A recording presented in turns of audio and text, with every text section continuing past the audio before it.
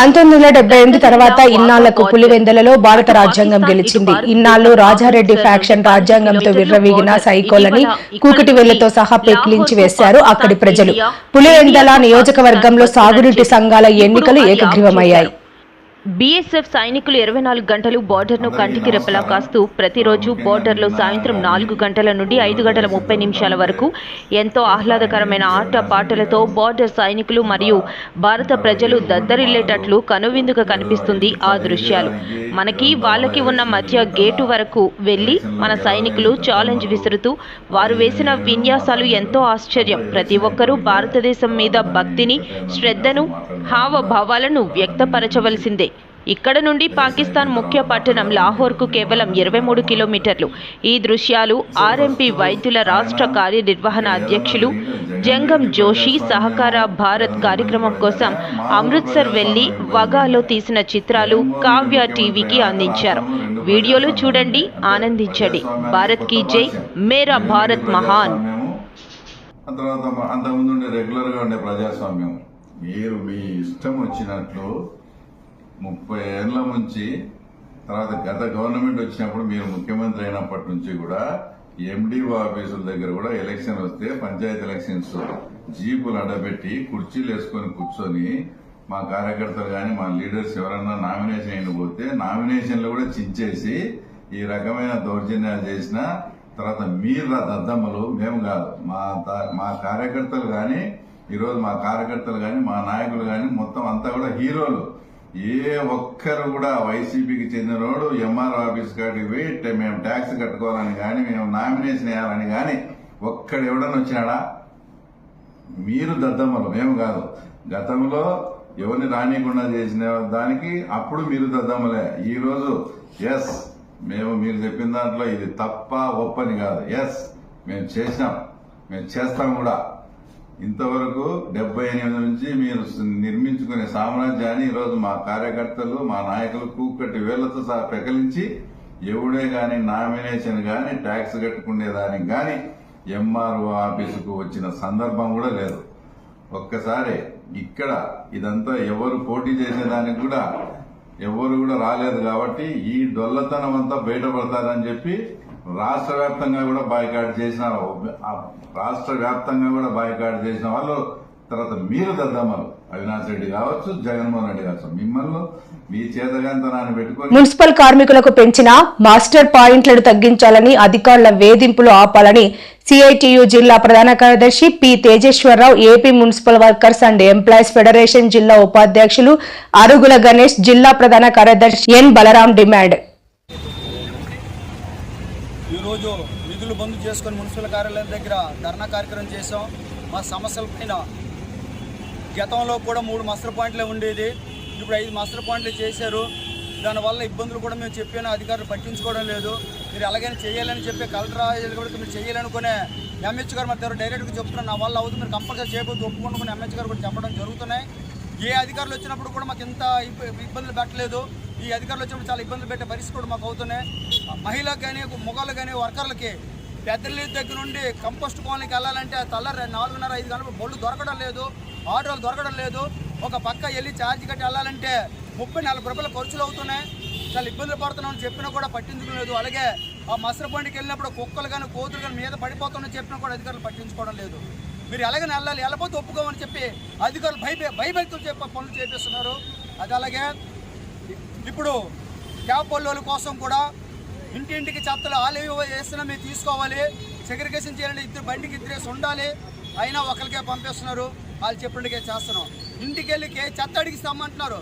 చెత్త ఇస్తున్నా అక్కడ లోడ్ అవుతుంది, అక్కడ బరువు వస్తుంది, అంతవరకు మీరు బొల్లు అని చెప్పి కార్మికులకు ఇబ్బందులు పెట్టే పరిస్థితి చేస్తున్నారు. పోనీ అక్కడ వార్డు పనులు చేసుకొని పట్టుకొని కంపోస్ట్కి వెళ్ళిన దగ్గర అక్కడ వెయిట్ లేదని చెప్పి ఆ బండి వెనక పంపించేస్తున్నారు. అక్కడ వర్కర్లకు ఆప్షన్ చేస్తున్నా భయపెడుతున్నారు. ఇది సరైనది కాదు. ఎఫర్స్ కూడా 2 పూటలు తీసి నల్లలు పెడుతున్నారు, చాలా ఇబ్బందులు పెడుతున్నారు. అధికారులు చెప్పిన ఎవరు పట్టించుకోవడం లేదు. పనిముట్లు కూడా సక్రమంగా మాకు ఇవ్వడం లేదు. పని భారం పెరిగిపోయింది, మెన్నకి ఏమని ఇంత మెన్న కూడా వస్తుందని చెప్పి కళ్ళపుల మాటలే చెప్తున్నారు తప్ప ఏది సక్రమంగా చేయడం లేదు. ఈ సమస్యల మీద ఈరోజు మేము మున్సిపల్ కార్యాలయం దగ్గర విధులు బంద్ చేసుకొని కూడా మున్సిపల్ కార్మికులందరూ కూర్చొని ఉన్నాము. మా సమస్యల పరిష్కరించేంత వరకు మా పోరాటం వెలుగా ఉంటుంది. లేని నాన్న మాత్రం ఇంకా పోరాటం చేస్తాం తెలియపరుస్తూ నా పేరు N Balaram, AP municipal workers federation union జిల్లా ప్రధాన కార్యదర్శిని. శ్రీకాకుళం పట్టణ నగరపాలక సంస్థలో పనిచేస్తున్నటువంటి పారిశుద్ధ్య వర్కర్లు ఈరోజు కార్యాలయం వద్ద ధర్నా కార్యక్రమం చేస్తున్నాము. దీని ముఖ్య ఉద్దేశం ఏంటంటే గురుకుల కళాశాల పాఠశాలలో విద్యార్థులు మా టీచర్స్ సమస్యను పరిష్కారం చేస్తే వెంటనే మాకు టీచర్స్ ను పంపించాలంటూ, లేకపోతే మా గ్రామానికి వెళ్లిపోతామని రాష్ట్ర కేంద్ర ప్రభుత్వాలను ఎస్ఎఫ్ఐ నేతలతో డిమాండ్. భారత విద్యార్థి ఫెడరేషన్ ఎస్ఎఫ్ఐ అల్లూరి సీతారామరాజు జిల్లా కొయ్యూరు మండలం గురుకుల కళాశాల పాఠశాలలో విద్యార్థులు మా టీచర్స్ సమస్యలను పరిష్కారం చేసే వెంటనే మాకు టీచర్స్ను పంపించాలంటూ, లేకపోతే మా గ్రామానికి వెళ్లిపోతామని రాష్ట్ర కేంద్ర ప్రభుత్వాలను ఎస్ఎఫ్ఐ నేతలతో డిమాండ్ చేశారు. అల్లూరి సీతారామరాజు జిల్లాలో గురుకుల కళాశాల పాఠశాలలో సుమారుగా టీచర్స్ లేకుండా 28 రోజులు కావస్తున్న గురుకుల విద్యా సంస్థల్లో టీచర్ సమస్యలను తీర్చలేని కేంద్ర రాష్ట్ర ప్రభుత్వాలు తక్షణమే విద్యార్థులకు టీచర్స్ నియమించాలని ఎస్ఎఫ్ఐ జిల్లా కార్యదర్శి పాంగి జీవన్ కృష్ణ డిమాండ్ చేశారు.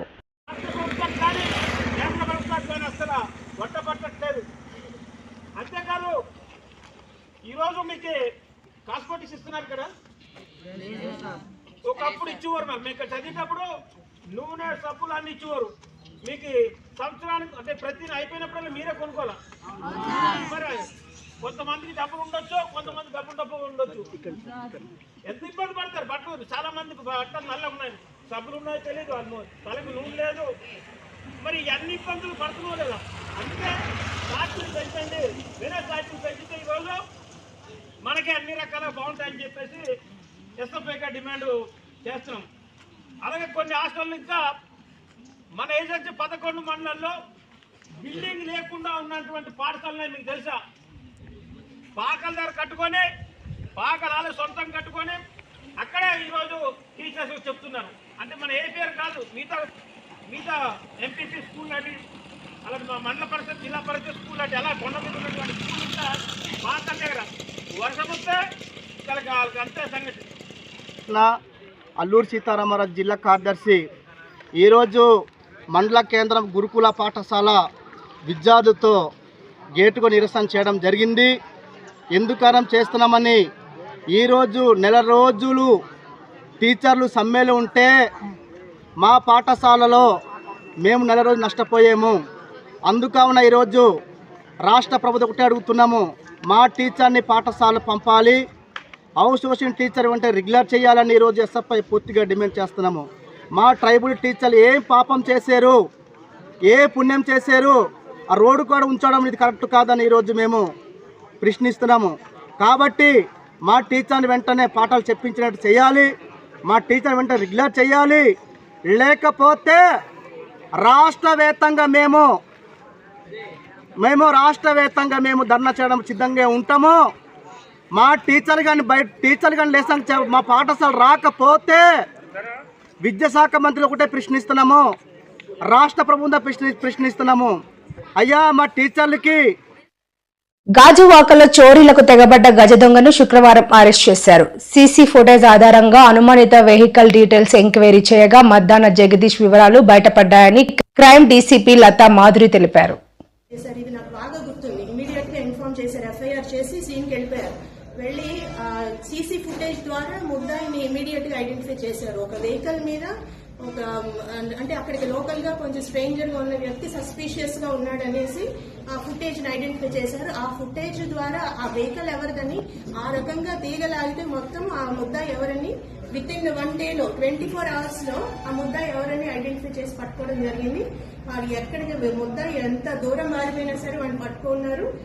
అతన్ని పట్టుకున్న తర్వాత పాత 3 కేసెస్ కూడా ఇంకొక 3 కేసెస్ కూడా చేశాడు అతను. అవి కూడా అతను కన్ఫెస్ చేశాడు. దాన్ని బట్టి అతను ఎవరికైతే ఈ సొమ్మునంతా అమ్మాడో ఆ రిసీవర్ కూడా పట్టుకోవడం జరిగింది. దానివల్ల మొత్తం 4 కేసెస్ డిటెక్ట్ అయ్యి మొత్తం రికవరీ మీకు ఇప్పుడు జస్ట్ నో చూపెట్టడం జరిగింది. ఎక్సలెంట్ గా చేశారు. ఇందులో ముద్దాయి వివరాలు కూడా మీకు చెప్తాను. మెయిన్ ముద్దా ఇదంతా మెయిన్ చేసిన అతని పేరు ముద్దాని జగదీష్. ఇతనికి ఇప్పటికే 14 కేసులు ఉన్నాయి. గాజువాక కేసు ఈ అఫెన్సెస్ ముందే 14 కేసులు ఉన్నాయి. కృష్ణా జిల్లా విజయవాడ, గన్నవరం, గుడివాడ ఈ అన్నింటిలో కూడా ఇంటి దొంగతనాలు ఉన్నాయి. ఇతనికి గుడివాడ 1 టౌన్ లో సస్పెక్ట్ షీట్ కూడా ఉంది.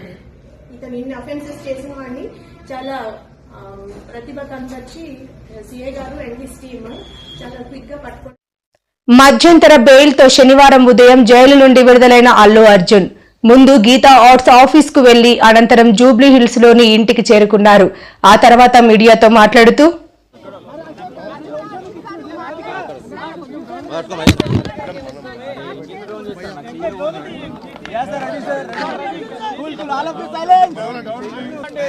Thank you everybody. Andarki namaste.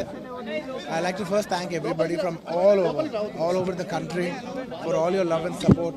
Thank you each and everybody from all the industries, all the states and all the Indians across the world. Thank you so much for your love and support. I'm very humble. And I like to thank all my friends. Thank you. I'm safe. Nothing to worry. I'm doing well.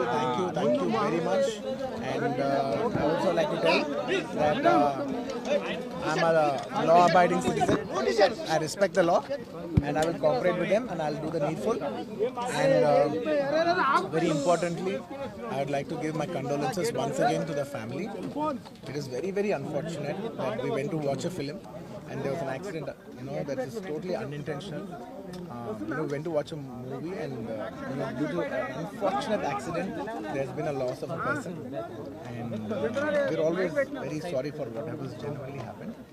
And it's purely out of my personal control. And I have been doing it for that for the last 20 years. Last 20 years I've been going to watch my films, and I've been to that place not just only for my film, for my uncle's films. I've been there more than 30 times. It's purely accidental, purely unfortunate, and I will be there for the family to support them in whatever way I can. We can never cover the loss of the death of a person, but in whatever possible way I will be there for the family to support them. And once again, I like to thank each and every one of you from all over. बहुत शुक्रिया सबके लिए. అందరికీ ప్రతి ఒక్కరికి చూసే ప్రతి ఒక్కరికి మనస్ఫూర్తిగా ధన్యవాదాలు తెలియజేసుకుంటున్నాను. థ్యాంక్ యూ అండి. Thank you.